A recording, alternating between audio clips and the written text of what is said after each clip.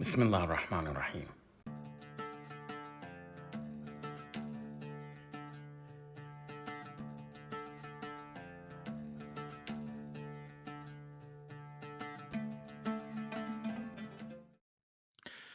Salam, hello, welcome to you all. I'm Adnan Hussein, historian of the medieval Mediterranean and Islamicate world history here on my channel. Welcome to the show. We have a really exciting discussion and topic ahead. Before I introduce my guest and the topic, I do just want to remind you this is a new channel. We do have a professional producer. I believe in, fair wages for fair work. So if you want to help me out, you can always support this channel by going to patreon.com/Adnan Hussein. But more importantly, please like and share this video. We're going to be talking about very important and relevant historical and political topics. And the importance of doing this is so that people get to hear about it and engage with it. So do share this video and like it, get it boosted a little bit on these nefarious algorithms that are suppressing everything about Palestine liberation. So do support us that way. That's the most important thing you could do.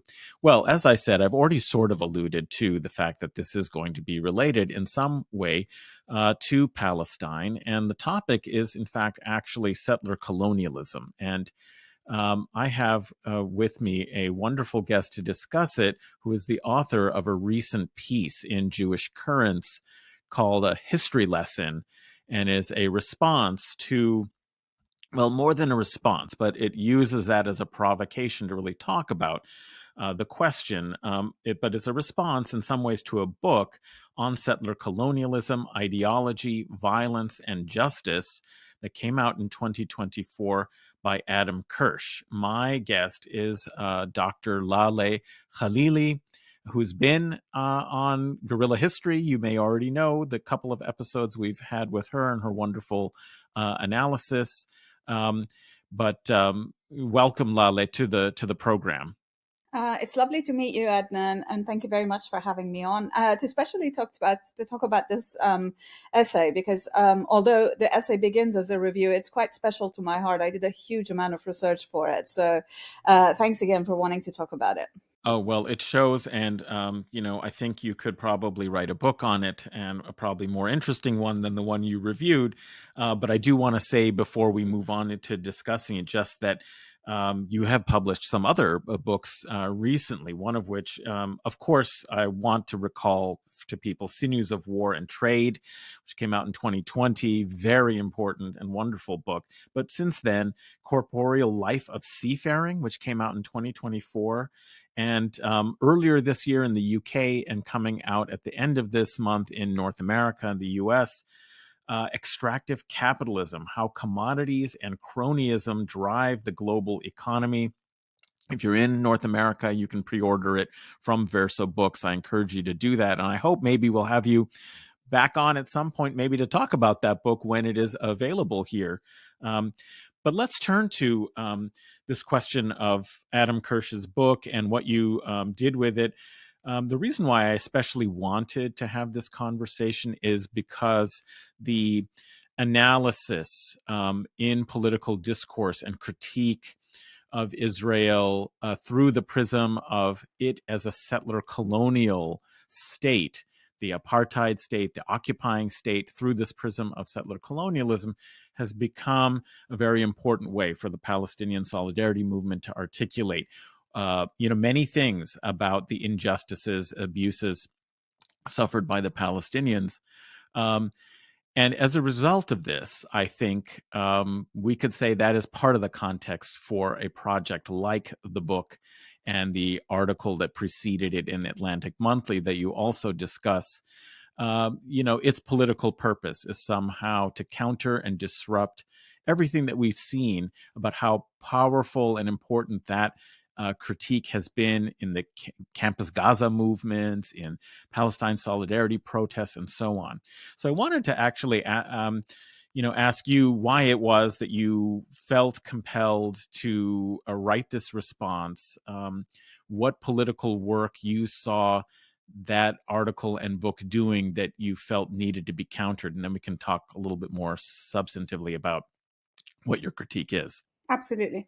Well, first of all, the moment that I read that the Atlantic article, which was sort of a travesty of errors and misrepresentations, at the very bottom of it, it said that this was going to be an excerpt from a book. The moment that I saw that, I suggested that I review the essay for a publisher. I pitched it to a publisher, and they wrote back to me, and they already had assigned it to someone else. And so I was a little bit sad, and I thought, okay, well, that's probably time well saved. I don't have to read this piece of garbage. Um, and then Jewish Currents wrote to me out of nowhere, and I thought, hey, this would be kind of actually a really interesting forum to write this for, because I think it reaches a set of audiences that might be that probably are sympathetic if they are subscribing to Jewish Currents, which is this very left wing, in fact, anti-Zionist body magazine in North America, and its audience is primarily Jewish. And I thought that it would be really good to actually put this, when they approached me to commission me to do this review, I was over the moon about that. I felt that despite the sort of the time that it took to read what is really truly a piece of garbage, I thought it was really important to address it, because I think that it makes a series of claims, but also significantly, it is one of a series of essays that tries to attack the analytic constructs that have been central, as you mentioned, to defining what Israel is doing in terms that are not conspiratorial, that are not sort of this moment presentist, driven by what's happening this moment, and that go beyond liberal explanations of why it is that Israel is doing what it's doing in Gaza, but what it has been doing as a country in the place that was Palestine since 1948. And in fact, what was the sort of the Jewish settlement in Yishuv that culminated in the establishment of Israel in 1948? Where did that come from? I felt that this is a history that needs to be told in a kind of a public way. And this would be a very good occasion to do so, to sort of criticize the essay, but then also to write a response to it. There was another very important reason for why I felt that it needed a response, and that was because aside from the fact that the author of the travesty of the article and the book actually kind of spouted calumnies against a number of really amazing scholars, some of whom don't, as a matter of course, work on Palestine, but who have been politically vocal in defense of Palestinians. And it named maybe less than a handful, fewer than a handful of Palestinians in claiming that, in trying to dismiss settler colonialism. The article had been also full of all sorts of errors, indicating that the term settler colonialism was kind of a recent invention, 1990s, etc. When people had sort of corrected the article that had preceded the publication of the book with their corrections, you see some of those corrections in the book, trying to move the date back.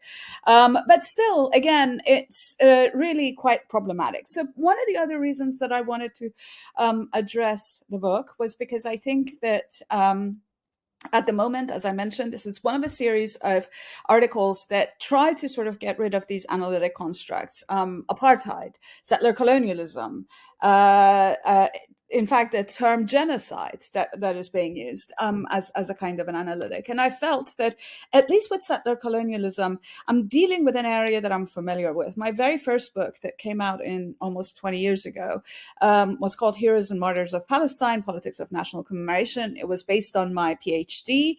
And of course, as a PhD student in the US, I had to read thousands and thousands and thousands of pages, both during my PhD PhD courses, the sort of the coursework that we had to take before writing the PhD, but then also in writing that PhD and sort of later subsequently the book.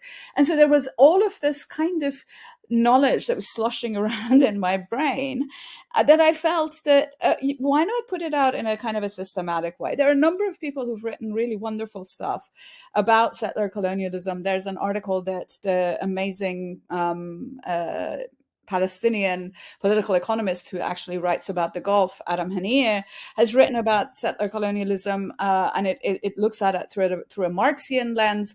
But again, the purpose of my essay was not only to review the book, but also to specifically talk about the Palestinian contributions to understanding settler colonialism, which I felt that it was a subject that needed to be brought up. And I actually wanted to include all of these different names of the different folks who had written going back all the way to the 1960s. And in fact, actually, the essay in the end had a bunch of it taken out, but there are actually analyses of settler colonialism that happened without calling it that name in 1947.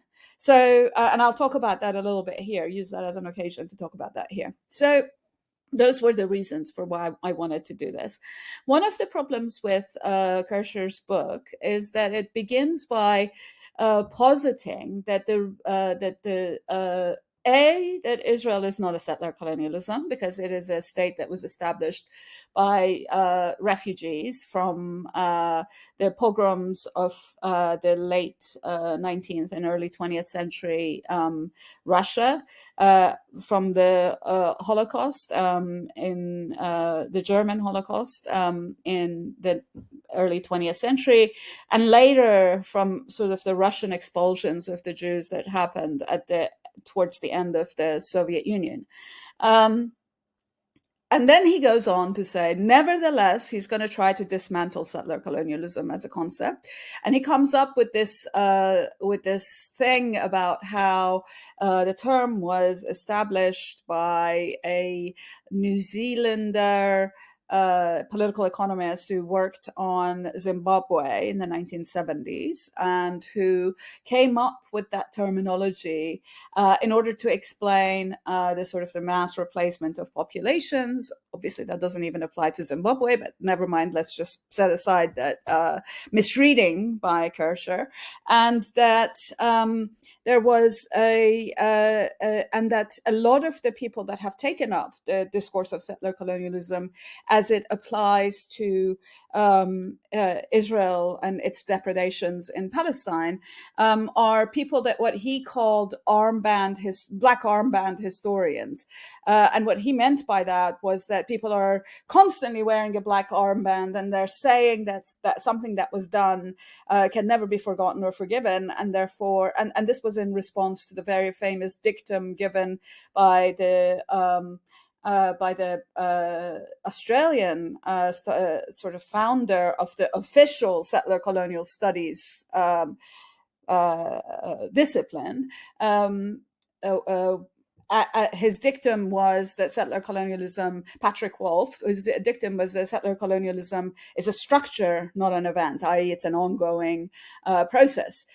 But in the process, he takes sideswipes against the amazing historians of Black United States, the incredibly prolific Roger Horn, who's written, I don't know, 50 books. Gerald Horn, right? Gerald Horn, forgive me for thank you for that slight brain glitch.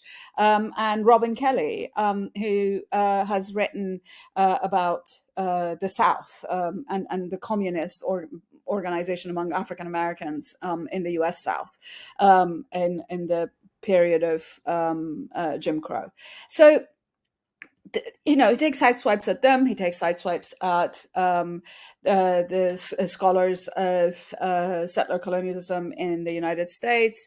Roxanne Dunbar Ortiz, who is a wonderful octogenarian, but as sharp as a tack historian, whose very amazing book about the sort of the settler colonial history of the U.S. through the eyes of its indigenous population. It should be a standard. It is a standard in some ways, and so he takes completely terrible sideswipes at her and a number of other people. But what's also interesting is that in that entire discussion, Palestinians themselves never really come up.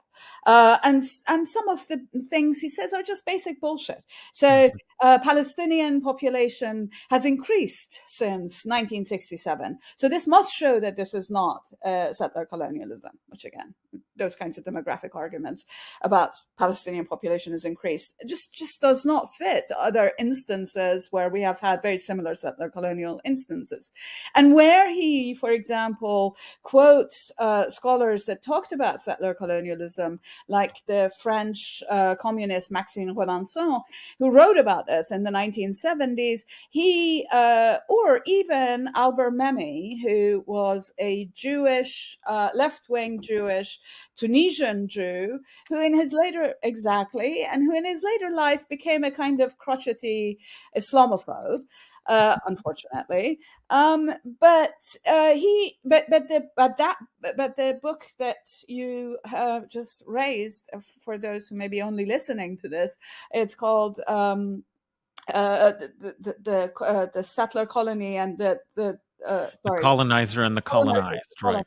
In English translation, anyway. In English translation, and of course, when he comes to he cherry picks them, and when he comes to Fanon, who is one of the single most important analysts of settler colonialism, because his analysis was arrived at through his struggle alongside the FLN in Algeria, it is the most horrendously racist dismissal I have ever seen, where he says that the difference between Fanon's analysis versus the Sartre analysis that preceded it in The Wretched of the Earth, and which has been disavowed it was disavowed a long time ago by Josie Fanon, but also by Fanon's children as well, because they felt that the Sartre, in fact, because of Sartre's Zionism, they disavowed his forward because of Sartre Zionism. But anyway, so Kircher actually says, whereas Sartre uses his analysis like a scalpel, Fanon comes at it as a knife, a kind of a unbelievably anti-Black racist analogy. So all of this, I mean, as you can see, my blood pressure and the tone of my voice is rising just because of this incredible sort of travesty of a really piece of shit. That's really the technical term for it. So I could have written a really bitchy review, which of course I did. Most of the people that wrote to me both privately and online told me that it was quote unquote no holds barred, which is, of course, it was no holds barred. But I really didn't want it to just be a bitchy review, because I knew that Kircher has already gotten lots of those. I also really felt like I wanted to have something of substance in this. So I spent weeks going through all of the old material that I had from my years of reading. It's specifically and directed at writing about Palestine. I read vast amounts of stuff, actually both in Arabic and in English, that has been written specifically about Palestinian plight under settler colonialism since I was a grad student. Stuff that I had not read, stuff that I did not know, and actually stuff that had predated when I was doing my research, but which I was not familiar with. And in this kind of a journey, I was aided by the amazing work of several Palestinian scholars. One of those Palestinian scholars is Arij Sabbaq Khouri. She is a Palestinian citizen of Israel who did her PhD Joel Beinan, the great anti-Zionist Jewish historian of Egypt, actually, and of labor, was on her committee. And Arij wrote, given that she is fluent in both Hebrew and Arabic, got access to some early kibbutz's archives and did something that nobody really has done, and no Palestinian has ever done, which is to go into these kibbutz's archives and construct a history of left Zionism in its early Yishuv days, pre the Yishuv is the Jewish community in Palestine, so pre the establishment of the state of Israel.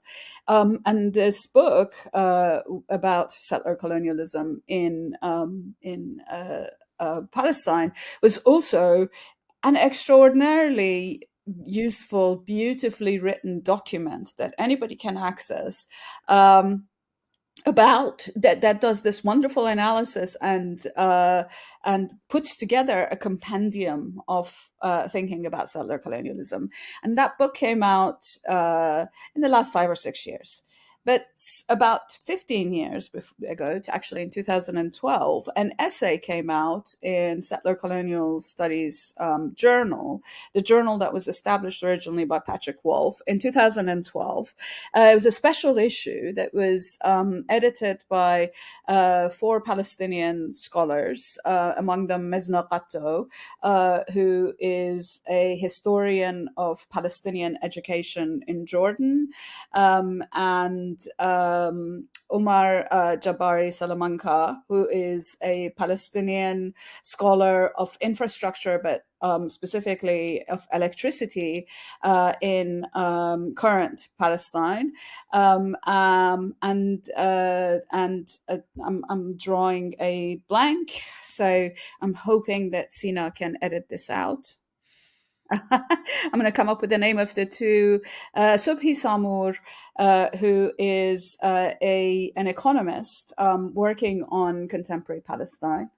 And allow me to bring it up.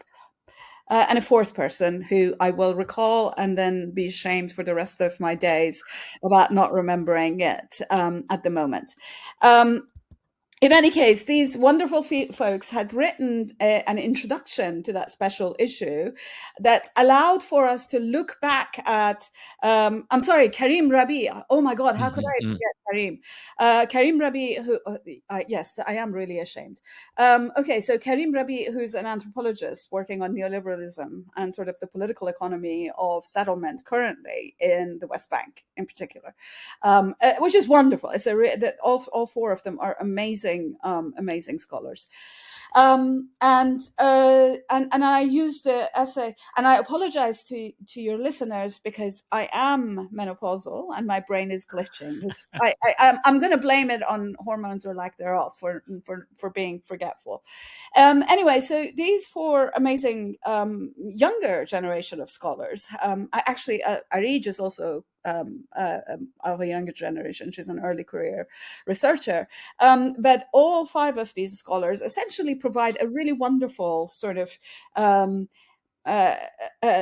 diet for us of things that we could read and we could understand about settler colonialism. And one of the things that those 4 younger scholars do in 2012 is to argue that, in fact, the argument that settler colonialism is a finished and done deal, even in the cases in which the genocidal work of the settler has been extensive, such as in the United States or in Canada or in New Zealand or Australia, it is nevertheless, and certainly, of course, in Palestine, you can't actually say that it is done or that the colonized are gone and completely and totally out of the picture. The basic and fundamental argument, and I think that is what is really important about that article, is that they're telling us, we are here, listen to us. And so in some ways, those Arij's article, Arij's book, and the article by Qatto, Jabari, Salamanca, Rabi, and Samur is really a kind of a wonderful starting point for writing about the longer history of settler colonialism in Palestine. I'm sorry, this was like a 20-minute response to a simple... Oh, that's wonderful. No, there's so much to talk about, and you covered many of the very important key issues. One thing that you mentioned about this kind of attempt to delegitimize the concept of settler colonialism and various interpretations and understanding of it as not just an event that happens and then no longer has kind of force or relatively, isn't meaningful for continuing to understand the character of a particular society or state, is that the newness of the term supposedly Yeah. is as if this is an argument that, well, only people only recognize this later, and there's a lot of concepts in history that weren't named until we analytically studied them and then come up with a way of characterizing what happened. Nobody was talking about feudalism in the 12th century, as a feudalism, but Yeah. it's an analytical tool. It seems what's really at stake, however, is trying to suggest that this is coming out of an illegitimate political moment and movement. And that's the larger kind of purpose of Kirsch's book, but also some of these specific claims he's making about the Absolutely. bankruptcy of this concept. And you had some interesting remarks in the essay about this that suggest a little bit more about what's involved here. And I wanted to have your thoughts on this, because from one perspective, one of the things that's been so disturbing, I think, for the media, for political elites, and so on, is how the analysis of settler colonialism and applying it to the case of Israel's genocidal, apartheid state and occupation and actual, full-on violent genocide that's taking place, to call it colonial violence, to connect it with previous historical occasions where there has been decolonization, right? Anti-colonial movements that have liberated countries and ended colonialism. But also in like the US and North America, the efficacy of the concept, if applied also and accepted for those societies and settler societies, is quite destabilizing in Yes. terms of its political consequences. And one of the reasons it seems why people like Gerald Horne and Robin Kelly, radical African-American historians who talk about the Black radical tradition and kind of counter histories that do apply the idea of settler colonialism to the United States and, a racial capitalism as it functioned in the development of the U.S. state, is that there is a political demand on the basis of that history for reparations, which is Yes. exactly the problem with the settler colonial. Is, well, what do you do with the refugees? What do you do? They want to erase this entire kind of history and the concept of analyzing this history so that there aren't any political claims. Repercussions or claims. Yes, and repercussions. Yeah. And so this is, in some ways, his book is really not about actually an argument, and I think you allude to this even in the title where you say this is really just a woke screed. It's not actually scholarship. What it is a kind of attempt to put in a form that's sort of acceptable for media elites, other kind of think tanky types, to say, oh, see, it's been refuted. Yeah. So Rather than actually engage with the real substance of the issue, and you're forcing them to do that. yeah, so he actually doesn't. I don't actually call that the woke screed. I say he doesn't use woke. He doesn't right. use the term woke, but he actually he calls basically everything else that has a discussion of. He essentially uses the same kind of dismissive tone that a lot of people, that a lot of racists, I have to say, use when they're talking about material written by or respectful towards people of. Non-white people, and just call it woke, as many lefties, many lefty African-American and blacks folks in across the Atlantic have told us. Woke used as a pejorative has actually become a way for racists to use the N-word. It's a very useful kind of a euphemism, but it's also for them. And so it's and I think this is a kind of to me, the selection of the people that he has chosen to attack. And then the modality of choosing to attack them, where he, for example, criticizes Patrick Wolf for having white guilt, but then dismisses Fanon and those racist terms, or Gerald Horne or Robin Kelly, as if these unbelievably accomplished scholars. Perhaps, certainly in the case of Horn and Kelly, these are probably two of the most important living historians in the United States right now. To me, this is just basically there's a kind of an underlying racism that tries to, by first decoupling the condition of Palestinians from other instances where such travesties of settler colonialism has happened. It is a way of decoupling them in ways that sort of prevents people to draw the necessary analogies for the kinds of civil rights struggles that have taken place. But secondly, to, as you say, to actually make it seem like, well, this is just what happens in history, and therefore you deal with it, and also it's too late to do anything about it.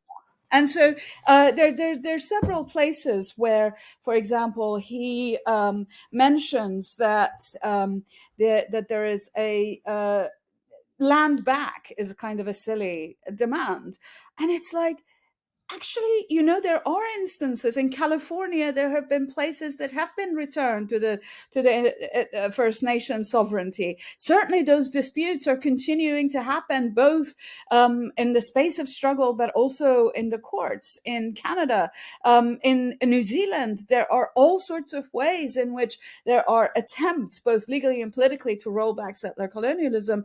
And in Australia, where that struggle is really kind of fallen, perhaps it is behind all of these, you nevertheless have this unbelievably vibrant Aboriginal First Nation struggle for recognition, but also not just recognition, but for reparation, for the recognition of their sovereignty over the lands that are being particularly ravaged by mining, for example, interests. And so to not know any of this and yet go off and just talk about this is really silly.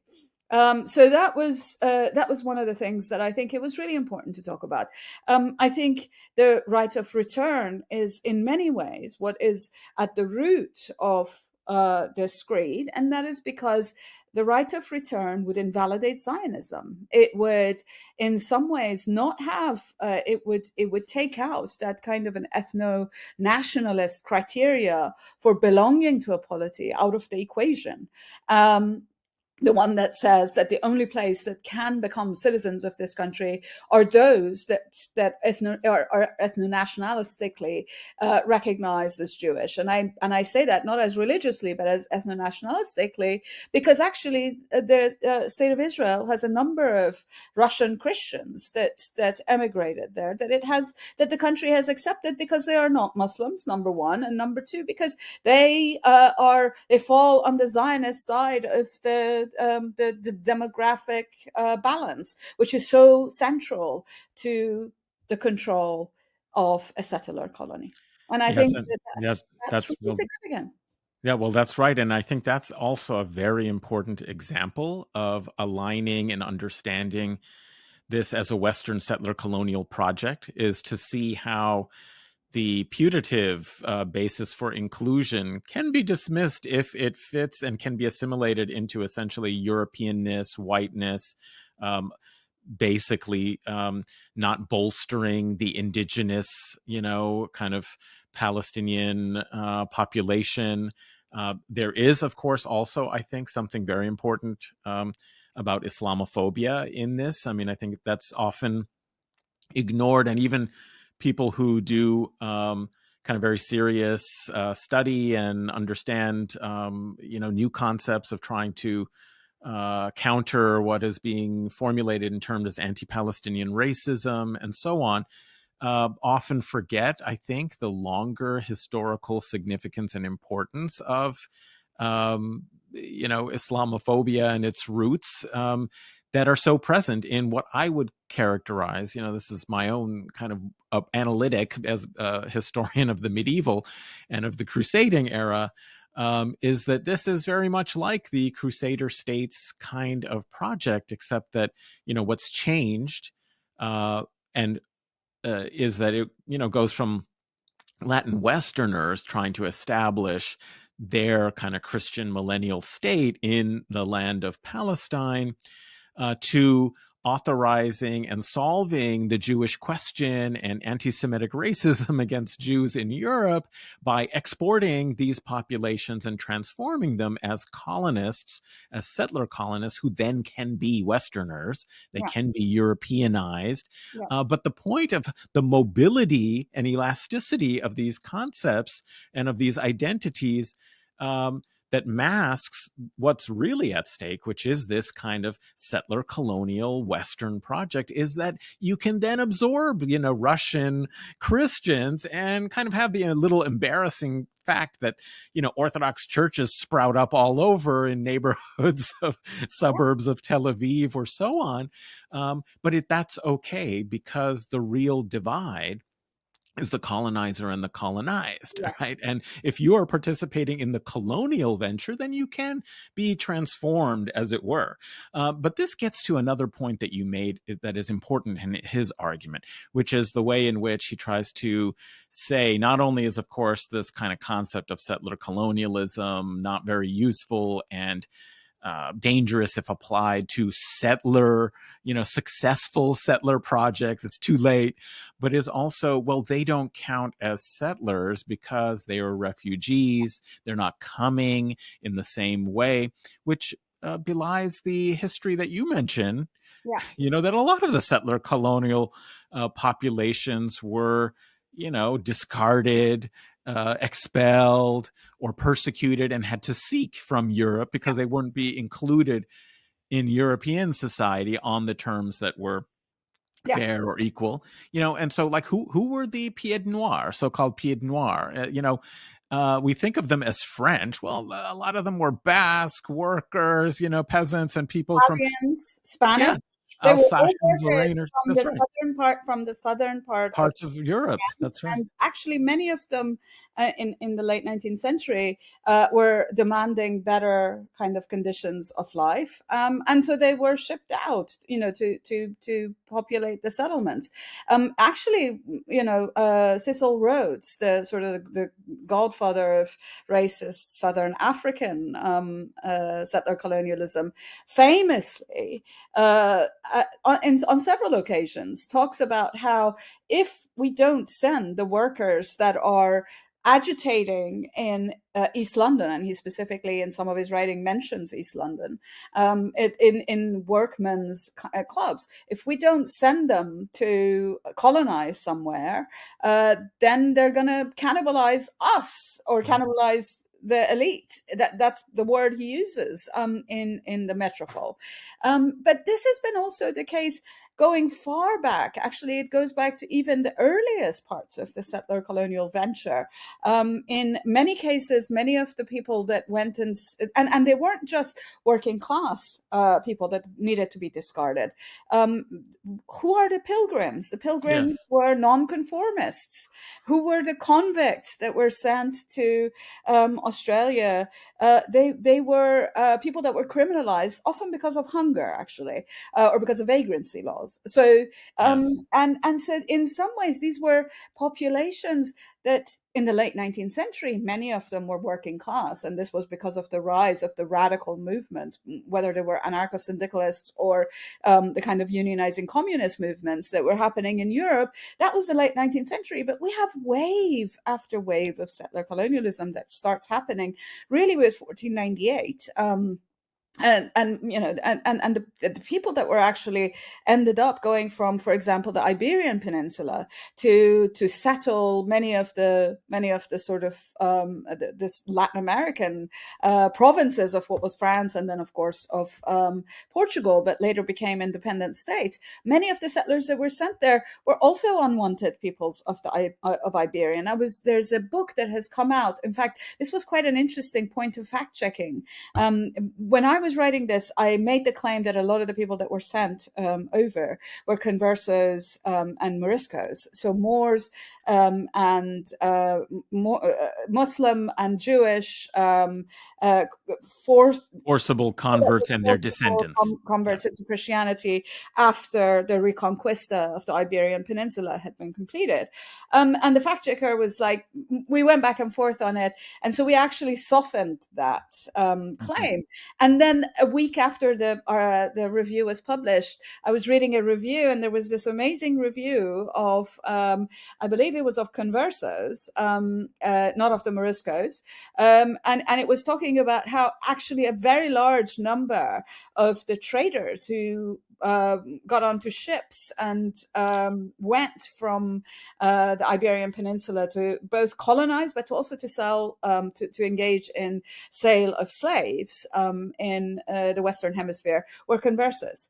And so it was kind of like, and actually there was also a comparably high number of Moriscos that were also involved in this kind of a trade. So in some ways, these guys were That's right. they were the elite of settlement, and they were the unwanted at home, because of course until late in the 19th century, in the case of Portugal, and into 20th actually century in the case of Spain, I believe, the limpieza de sangre applied, which meant that it didn't matter that you were Christian, that if you had originally been a Muslim or a Jew, your status would have been as a lesser citizen, not as a Christian citizen. And so the limpieza de sangre means purity of blood. And so it was a way in which religion was racialized.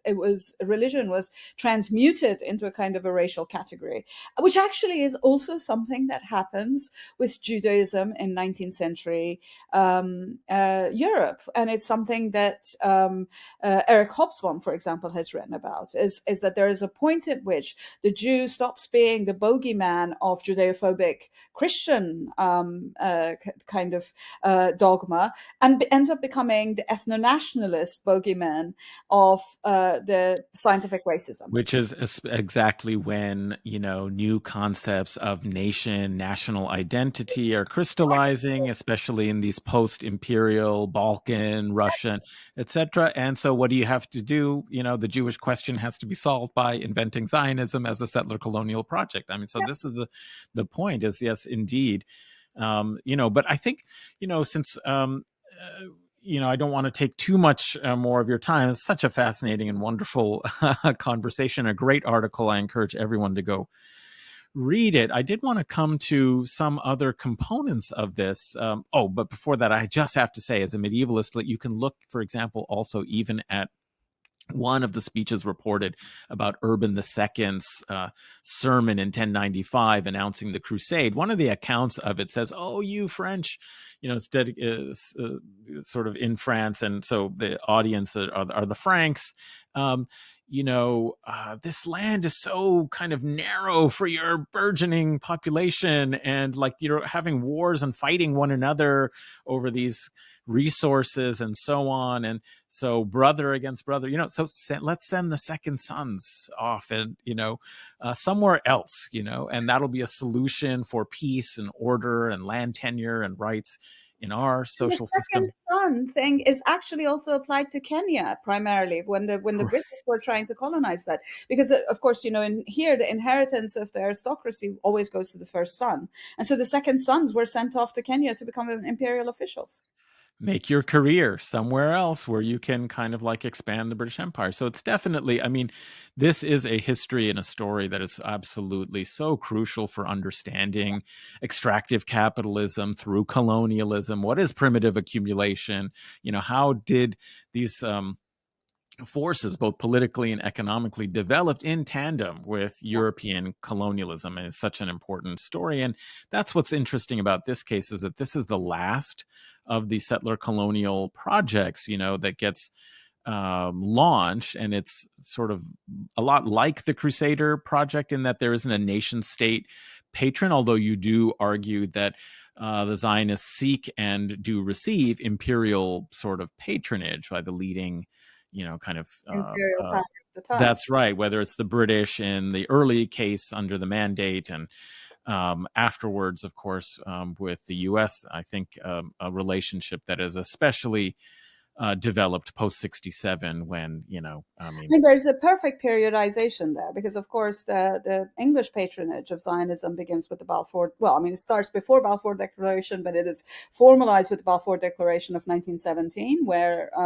Lord Balfour issues a letter to Edmund de Rothschild saying that he recognized as a homeland for Jews in Israel, and that goes on from 1917 until the until 1956, actually, which is the day, the date on which the tripartite powers, the British, the French, and the Israelis invade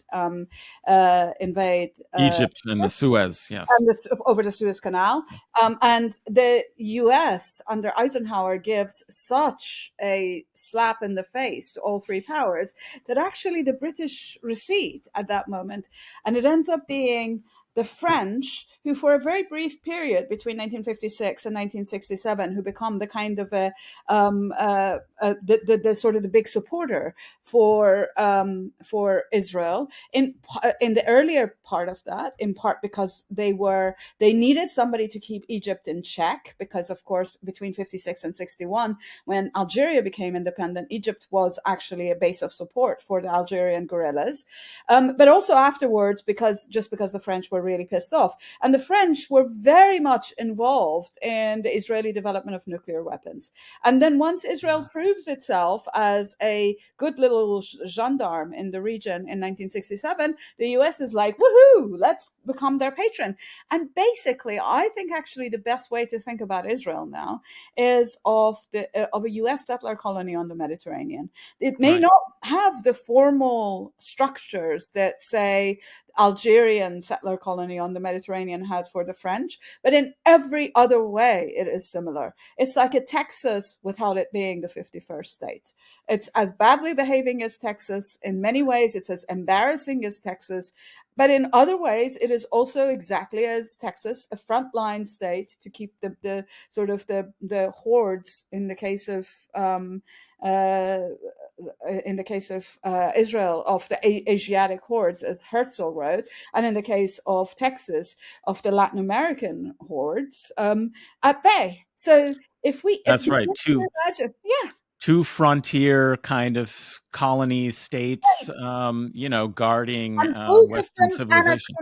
And both of them were anachronistic kind of states, because part of the reason that Texas has some of the weird laws it has, for example, it's the only one that can secede if it has a referendum, is because it was a slave-holding state when there was a demand for emancipation.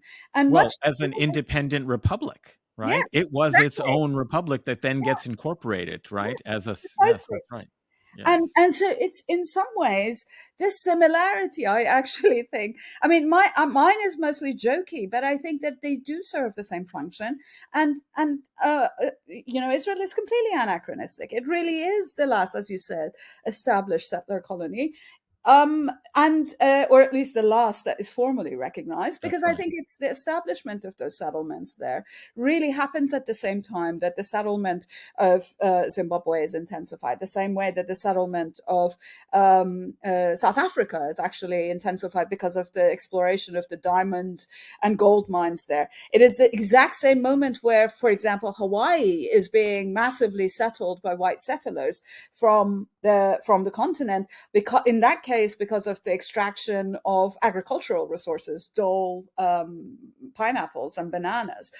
It's basic history, and I think putting Israel alongside these other instances, which were simultaneous or contemporaneous with it, actually gives us a sense of what the fundaments of that were, and how absurd it is that the state is allowed to survive with those ethno-nationalist settler colonial foundations, not only not untouched, but actually intensified since then. Well, I think that's very apropos and shows the benefit of taking a more global and comparative historical approach, which is something that is facilitated by recognizing a structure, not in a crude way to say every settler colonial state and society is exactly the same, but to say that there is an analytic basis and a historical basis for thinking of this as a category of a way of organizing society based on racism that has a propensity towards a genocidal evacuation and elimination, of the indigenous population, depending on the character of its state and how it fits into Yeah, the more global imperial yeah. kind of system. There's a But what it, benefit to it too, and I yeah, think we need to mention this. One of the things that Kircher argues in the book is that anybody who says Israel is settler colonial is basically anti-Semitic. But in fact, actually saying that Israel is a settler colonial state that emerged in the 19th century alongside all of these other settler colonial states and for the same functions actually takes the question of Jews as Jews out of the equation, because I think then it allows us to see this not as some kind of a nefarious Jewish conspiracy, but rather as a very specific European outcrop of what was a crisis of capitalism at the end of the 19th century. And I think that without doing that, I think we fall into the trap of thinking that the kind of Jewish supremacy that Zionism advances is somehow unique, or that it is somehow one of a kind, whereas it actually is completely and totally in line with what Rhodes was writing, or with what the Pied Noirs of the late 19th century were demanding, or indeed of the kind of racist creeds that the settlers of Hawaii were producing at that time. So I think it's really important to see it in that kind of a continuum, rather than as there are specificities about it because of the specific histories of Judaism in Europe, but there are at the same time also incredible sort of similarities between that and other instances that were contemporaneous with it. yes, a great point, and one that makes the analysis much more systemic, with this comparative analysis, and it does undermine some of the ways in which the weaponization of anti-Semitism can be dispelled through historical, context and analysis.